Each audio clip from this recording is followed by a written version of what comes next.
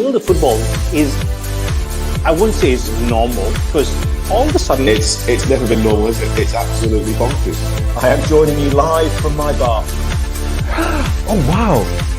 Well, potentially could be worth it for 30 goals a season. Hello, my name is Roshan, Narayan, and thank you for joining us on In 20. I'm never going to tell Paul Scholes any secret, anytime. I mean, if you watch that interview where he just goes out and throws Jesse Lingard under the bus, under the train, under a 747 actually. Okay, first and foremost, for those of you who have not watched it, Paul Scholes said, I had a quick word with Jesse Lingard, and Jesse Lingard said that the dressing room is an absolute mess. Over to you, Danny Mills. He's probably not wrong, is he? And I think we all know that. The bit that I saw, he didn't actually name Jesse Lingard, but obviously that's absolutely, that's come out. I think we can tell that there's huge issues in that dressing room at the moment. You're looking at maybe 8-10 players leaving the club in the summer, moving on. A lot of those out of contract, so that's no huge surprise in there. New manager coming in, new coaching staff. I think it's got to the point. When people used to slaughter Mourinho, when he used to start digging out players, I think Paul Scholes got to the same sort of situation and just gone, I've just had enough now. Can't keep making excuses. Can't keep trying to defend the team. Can't keep trying to say what it's not. And he's come out and he's, I think it's more out of probably frustration that he wants to fix it rather than anything else. Okay, fair enough. Let's not talk about the team, but let's just focus on Jesse Lingard right now, because we do not know if he's going to stay, if he's going to leave United. If he leaves United, he's going to go to a new dressing room, and everybody there's going to go like, squeal, rat.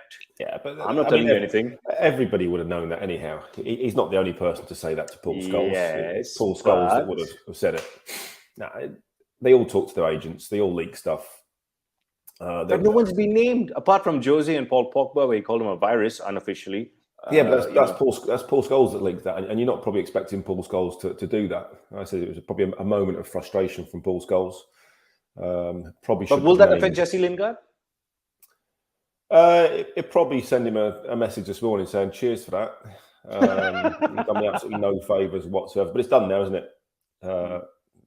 Move on. Jesse Lingard will get a contract or a new club on his performances and the type of player that he is. In a week's time, it'll be probably in 2 days' time. There'll be another story. But if he was to walk into your dressing room, you definitely look at him and nudge the guy beside you, going like, No, not really. He's not. No, because he's not come out and he's not broken any trade secrets, is he? He's not. He's not come out. It's not government secrets that he's told us. It's not. It's not James Bond stuff. It's pretty much. We know that it's a real, fractious dressing room at the moment. We know there's some big characters in there. There are massive problems. Players are coming out, sort of saying their own little bits and pieces, reading in between the lines. And it's true. So I wouldn't have a massive issue with it. If I was Jesse Lingard, I'd come out and say it myself and just say, look, there are huge problems in the dressing room at the moment and we need to sort it out. All right, Scott McTominay, after the match, addressed the situation where he said, not quote unquote, but literally there are problems with players, there's problems with management, upper tier management, and staff. When I heard the word staff, I was like, oh my God, imagine you're going to a teacher in school and that teacher is doing everything he or she can to ruin your time over there, to make sure that you don't learn what you're supposed to learn. That's very shocking for me, Danny. It's not so much that. I think what he'll mean by that is things aren't going well. And because they've had so much success in the past and they have this great history and great tradition, there will be staff there that have been through all that and have seen that legacy build over years. And it could be anybody, it could be backroom staff, could be people in the ticket office that deal with the players or player liaisons or kit men or whatever it might be, and just saying, this is not how it used to be. This is not how it was done when we were successful. And that can grow and fester quite quickly, especially when you're not doing well, as it is at the moment, because those people have no real responsibility. That they're there to do a job. They're not in charge. They're not They don't have an input into the team. They don't have an input into performances or coaching. So, they may well have grievances and saying, well, it used to be a really happy place. We used to be winning. This is how we used to do things. That's not happening anymore. You can see that from the coaching staff as well. The players, a lot of those coaches that sit on the bench, I don't know what they do. I don't know what they're there for. And this is why when Ten Hag comes in, he needs to get rid of maybe 10 players. He gets rid of all the coaching staff and start from zero. Well, that didn't work for David Moyes. But just going back to but he wasn't given long enough, Roshan. You cannot. There is no sporting club, no business in the world where if it's broken, you bring in new management, new staff, new players, and expect to turn it around within 2 months. Normally, when you take over a business, you say, right, okay, the first 3 months is let's work out exactly where all the problems are and who are the bad eggs. You get rid of them. You've got another 3 to 6 months getting the right people involved. You've got another 3-6 months after that, putting the plans in place to start improving it. So you're looking like a year, 18-month minimum until it starts to get better. Why do we expect in sport that suddenly you bring somebody in and it's going to change overnight? You're also dealing, at least in business, you're often dealing with machinery or processes that are already in place that do their job. When you talk about sport, you're dealing with people, volatile people, egotistical people that can be great one week and awful the next. So it's even harder in sport to turn it around instantly. Liverpool and Klopp didn't turn it around in a heartbeat. Yeah. Pep's first season at City, although he made changes, wasn't particularly successful in that first season. You have to be patient, and United are going to have to do that next season and maybe the season after. Okay, let's talk about the new manager. Everyone's calling it a PR stunt because you see this disastrous set of results, all this hoo-ha behind the scenes. All of a sudden, in a few hours, he's the new manager. Okay, fair enough. They were teasing him predominantly more than Mauricio Pochettino, who we'll talk about a bit later on. But if you're in that United setup up until, you know for a fact that, okay, if I release this, everyone knows it's a knee-jerk reaction, correct? Or I'm just stretching. No, I don't think it is a knee-jerk reaction. Clearly, Ranić wasn't going to be there at the end of the season. So they've been looking for somebody for some time. Not exactly, again, a leak. It's not exactly a well-kept secret, is it, that it was Ten Hag or Pochettino that were in the frame for this? That they've been the front runners since the beginning. So no surprise of that. And I think, Ten Hag said, right, okay, I'll take the job. Someone's going to leak it. Someone was going to let it out there. So Manchester United have got in front of it and said, right, this is going to be our new manager. This is what we're going to do. And then you can start making plans, because he's going to have to change all those players. He's going to have to change. And Ranić said that himself, didn't he? And then you took the coaching staff and the scouting staff that have already started to leave, because you've got the process of it. You can't just walk in and overnight and just sack everybody immediately. You have to go through the process in this day and age of getting rid of people. So, that takes 2 or 3 months in itself. So they're starting that process now to give Ten Hag an opportunity and a chance to start from zero rather than -10 when he walks through the door. So for you, when they let go of those the scouting staff, that was a clear sign that there's a new person coming in. Well, if they want new scouting staff, what's the point of keeping those staff there until the end of the season? What if they're not good enough, or they're not doing the job, or they're not the right people? Get rid now. Even if you have to pay them, 2 or 3 months, put them on gardening leave or whatever it is. If they're not the right people, get rid. Simple as that. Sometimes you've got to cut out the bad. Get rid of it. And rather than just leave it hanging around to do what? Because if you've got people that know they're not going to be there, that can become poisonous. That can start to rot everything else. So no, I think they've made the right decisions. They've now got to allow Ten Hag to do his job, give him all the tools possible to do his job. And like I said, that means, sweeping clean. Okay. It's no secret. Ajax and their youth policy has been world-renowned for, a billion years. Does United have anything similar or close to what Ajax have? I think they did have. They've got some good young players in their under-18s and their under-23s. So they will have players, coming through. But I actually watched the Ajax game yesterday. Bizarrely, there's quite a lot of attention on Ajax at the moment. Would you believe? No idea why. Ten Hag made a substitution at half-time. Brian Brobby came on, hit the post, scored a late goal, got the win, and that puts them very, very close to winning the Eredivisie. So I think he's a good coach. He's a good manager. He wants to coach and improve individuals, and a lot of those bring through the younger players. There's talk of maybe Van Persie coming in, Steve McLaren, who is an excellent coach. I've worked with Steve as a coach. He's one of the best coaches I've ever worked with. Wasn't particularly great at the next step up as being the manager, but that wouldn't necessarily be his role. He would, potentially come in as a coach at Manchester United. I don't think that would be a bad move in any way, shape, or form. Obviously, has links to the club, know what the expectations are, and can help with that. So they will look to bring through the youth players and improve the younger players. But that means clearing out a lot of the older players. But that's relatively easy because you're talking about players like, obviously, Cavani will go. Yeah. Ronaldo. Cristiano? I would, not because he's a bad player. He still can do a job, but I think if you're going to start from scratch, every time you draw a game, why is Cristiano Ronaldo not playing? Every time you lose a game, why is Ronaldo not playing? But Ronaldo doesn't play well. Why are you still keeping him around? He's holding back the youngsters. It just generates a problem that you don't need. But then you imagine there's a young player. He sees Cristiano and he can learn from him. But what's he learning at the moment? To score goals and be the greatest player ever. Yeah, but you don't teach someone to score goals. You're either a great goal scorer or you're not. Work ethic. But does he have that at the moment? Because he doesn't show that on the pitch. I'm saying, and this is the different. He doesn't. We can see that he doesn't have the energy levels. He doesn't have. He's not running the challenge. He's not working. He doesn't work hard for the team.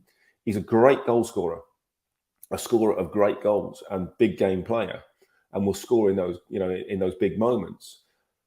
But is that enough when you're starting from scratch? Because he's only going to be there for one more year. Yeah. So I think keeping him around, it just gives you a headache that you do not need. When you're trying to start something new, you don't need that. So Matic, Mata, Phil Jones, Lingard, Pogba, Cavani, possibly sent a Bailly or someone like that. Will have to go. There'll be players. You're getting rid of a lot of players. Maybe up to 10 players will go. Like I said, eight of those maybe out of contract, maybe a couple in their last year. So that won't be that difficult. Okay. I was talking about the whole youth academy policy, him working with young players, trying to integrate it with senior players like Cristiano. But, if you compare the two managers, as in Jurgen Klopp and Ten Hag, for me, and I watched him do it at Dortmund, what he did was a miracle. He took a team, took players that nobody knew, rebuilt it, made them champions, and going against Bayern Munich. Now, Ajax is Bayern Munich for me in the Netherlands, right? And for me, I don't see how he's going to go from a team where he was the boss to a club like Manchester United and go, this is my team. I'm going to control it. I'm going to make it happen. Does he have the stature to do so? If they allow him to. And that's why you clear out a lot of those players. You get rid of a lot of those big names, those big egos, those players with influence. They go and you start again and say, right, this is where we're going in. Were the players a problem? Or was the management? If his coaching is good, no. Players will work him out within the first 4 or 5 training sessions. And they will go, either we like this guy or we don't like this guy. It's simple as that. And if he comes in and he starts well, and he speaks well, delivers that well, and puts those good sessions on, players will go, oh yeah, we like this. We're enjoying this. And that's it. That's all you've got to do. If you get those first 5 or 6 sessions wrong, and the players are going, I don't know he doesn't know what he's talking about. No, I'm not having that. Then you're on the back foot. And of course, if you've got older senior players of influence that aren't likely to play, aren't really going to be around the club, they're more likely to go, yeah, it's not like the guys I've worked for in the past. and that can drip feed into the younger players. That's another reason for having that clear out. All right, fair enough. Good point. I will correct myself on that point of view, Danny. It's not often I say that, but you are the better person in this equation. Apparently, Mauricio Pochettino was a better person in this equation. He was, rumor has it once again, that he was looking for houses, he was making plans, and domo arigato, Mr. Robato, sayonara. Yeah, but what happened there? He's not done great since he's left Tottenham, has he? But no one has done great at PSG. Thomas Tuchel as well. He went to a Champions League final. He's had all these, and it's the worst kept secret, like United, right? The amount of egos at PSG. Of course, and that's they have. Mourinho's the only player that can manage PSG. That's what I think. Because Mourinho manages great players, great egos, and buys the best players and molds them into a team, and somehow manages to make that work. So if you allow Mourinho to do that, that's what he's great at. You look at the teams he's put together and the huge egos within those teams for 2 or 3 seasons. I've always said I think Mourinho for PSG would be ideal because he can deal with that. He's as big a personality. He's a bigger superstar as all those players, and he can deal with that. That's not a problem. But Pochettino, the league form hasn't been great. He hasn't been able to manage that front three. He struggled with that. It's not been sparkling performances. I watched the game when PSG came to Manchester City in the Champions League. It was a woeful performance. Yeah, but those players as well. I mean, at the end of the day, you can take a horse to the pond, but if they're not going to put in a shift, then how can you blame the manager? These are egotistical maniacs. Well, then don't play them. Then don't play them. Simple as that. You've got to be strong enough to say, that will start the revolt in the dressing room. Well, so therefore you need an incredibly strong manager. But you've got that. You've got Ronaldo. You've got Pogba. You've got potentially players like that in there at Manchester United. Big names, big wages, big egos. So you need somebody that can deal with that and sort that out. And that's why I think David Moyes would have done a good job at Man United had he been given time. And so I mean, you cannot change everything and expect it to be fixed overnight. It does not happen. There's very few cases that you become an instant success, in whatever that is. It takes time. And they've got to allow ERIK Ten Hag to rebuild now and start again. So where does this leave Mauricio Pochettino then, as a manager? Where does he go from here? Looking for a job, probably. But where? I mean, I feel bad for the guy. I'm a big fan of his. I don't feel bad for him, Roshan. He's going to get the most ridiculous payoff on the planet. He's not going to be doing in 20 next season. That's for sure. I know that.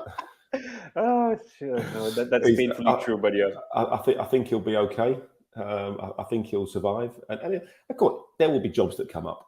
There'll be managerial sackings, in the summer, and things will change. Things will move.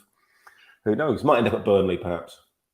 Oh, that's a big shot. Mauricio Pochettino for Burnley, Premier League champions. Yeah. You mentioned the word survive.